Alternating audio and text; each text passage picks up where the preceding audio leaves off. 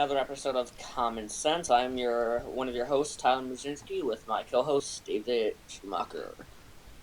And Today's topic it's going to be very general. It's talking about war. When is the right time to use military force? Really, with uh stock footage of Ronald Reagan's inauguration from 1981 in the background. All right, so let's start off first. We have been at war for, let's see, how many been in Afghanistan for now, David? uh, it's been over. I gotta think. 17. 17, really? This November, this October or whatever will be 17 years, and all of our troops still are now. We still have a couple thousand troops there. Why? The war's over. We did what we intended. Let's go. That the Afghanis can take care of themselves.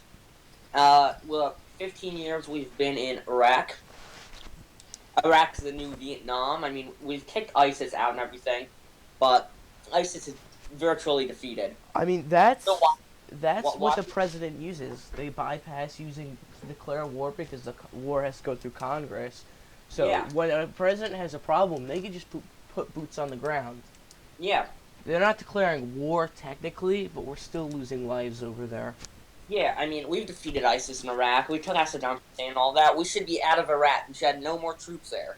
The Iraq War I was unconstitutional. It didn't go through Congress. We gave him an authorization of We gave President Bush an authorization of military force, but we never officially declared war on Iraq. The Section 8 of the Article 1, Section 8 of the U.S. Article 1, Section 8 of the U.S. Constitution says, "It is Congress's power to declare war, grant letters of marque or reprisal, and make rules concerning capture on land and water. It is Congress's duty to raise and support armies, but no appropriation of money to that use shall be for longer term than 2 years." We're fighting a war unconstitutionally. This started under, let's see, it really started under Lyndon B. Johnson with Vietnam, and it just gradually expanded. Yeah. I mean, the whole we need to refine the Constitution here. We need to refine the president's abilities and what he's able to do. Yes.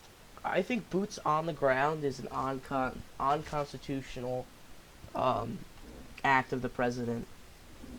Yeah, well, of course, 100%. The president is the commander-in-chief of the army. He's the one who controls it, but he cannot deploy them to fight terrorists or invade a country without Congress's approval. Now, the president, let's say we are being attacked all of a sudden by, let's say, Canada started attacking us, God knows why. The president can have the power to have our troops fight back and advance and invade Canada because Canada attacked us first. But we can't just start attacking Canada if they never attacked us in the first place. It's Congress's power to declare war. Yeah. So, with the whole when is it alright to go to war, do you think we should have most of America agreeing, should we have polls maybe? Well, the Constitution doesn't give the government the power to do polls. It's Congress. The real polling is Congress. It's Congress's responsibility as elected officials to vote on a declaration of war. But is Congress? There's been a lot of debate. Is Congress really representing the best interests of their people? Well, it's their job. Are they always going to be? No, not at all. But people like Kentucky Senator Rand Paul or Texas Senator Ted Cruz, they want to return to strict constitutional government, which is what we need. The allowing these war powers to continue just further enlarges government, because the Obama administration actually passed an act. They said, we needed to fight terrorists, but it allows the president to use drones to kill Americans on American soil. It's slowly giving the executive branch powers that doesn't belong to it. And that just is a further threat to a Republican form of government. James Madison said, "All men with power ought to be mistrusted." I mean, the government has been becoming more and more powerful over the year. Yep. I mean, in 1960, did you watch the PragerU video where Dennis Prager, I think it was Dennis Prager, was talking about how the national debt has gone from 20 billion to I think it was 20 20. trillion. Yeah, now it's 20 trillion. And And we're actually at 20.5 trillion. yeah, I mean, it's just, and this is all because, honestly, I think a lot of this debt is coming from Operation Desert Storm and Operation Desert Shield. That's where a Oh, lot of this debt is, like, that's where it really hit an incline. oh, of course, yeah. Started with Operation Desert Storm in the 90s, and now we Operation Iraqi Freedom, Operation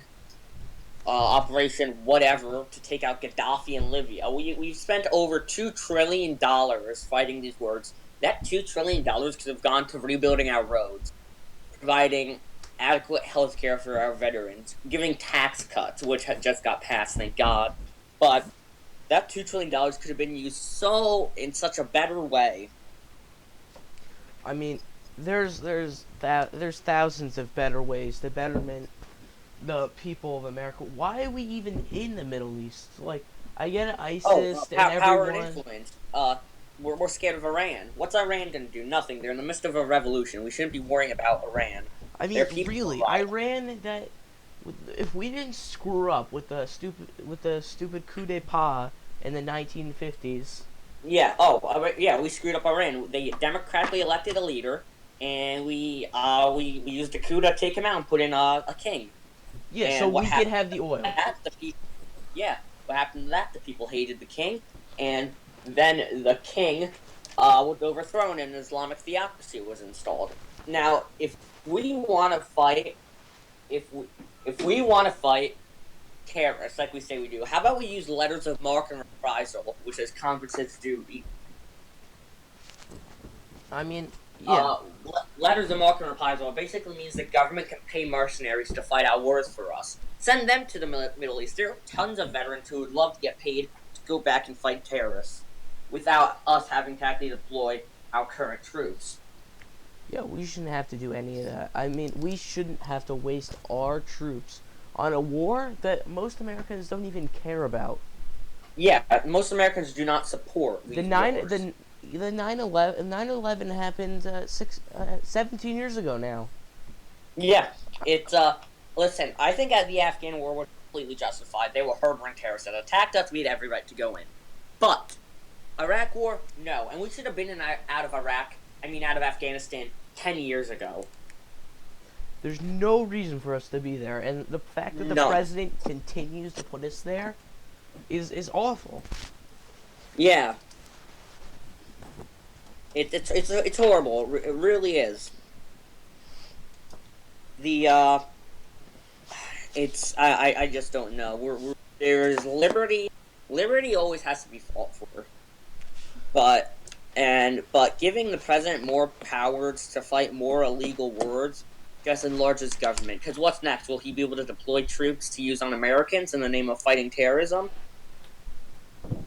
Yeah, I mean, It's like, the American people, we've really lost the count of the American people. Like, you know, the Congress represents each state, and then each state, but does the values of each American in that state really go through that one guy in Congress or the group of representatives?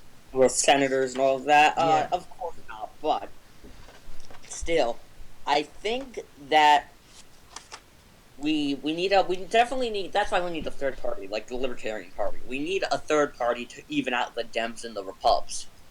Yeah, I mean, we are a two-party system, and we need more parties. We have very little political diversity. You're either a Democrat or a Republican. I mean, there needs to be some more. Most people. Go ahead. There needs to be more political diversity in this country. Of course, and what stopped that from happening is the Commission on Presidential Debates that decides who gets to go to the debates. It's owned by Democrats and Republican leaders. We need more representation. I mean, some countries have their Congress is evenly split between 10 parties. Yeah, these parliamentary republics do that, and I'm not advocating for a parliamentary republic, but we still should allow representation in debates. The Libertarian Party is the fastest It's the third largest, and it's the fastest growing party in these states united. They should be allowed in the debate. Johnson got 4.5 million votes. Joe Stein for the Green Party, as much as I despise them and their policies, got 1.5 million votes. The people clearly want different parties. I think it was something like 72% of Americans want a third party in the debates. I mean, we really need to get out of this. I mean, it's terrible. It is. I mean, I've heard. Now, I don't know if this is true. I kind of watched a video on it about if America is an oligarchy. Now, hear me out.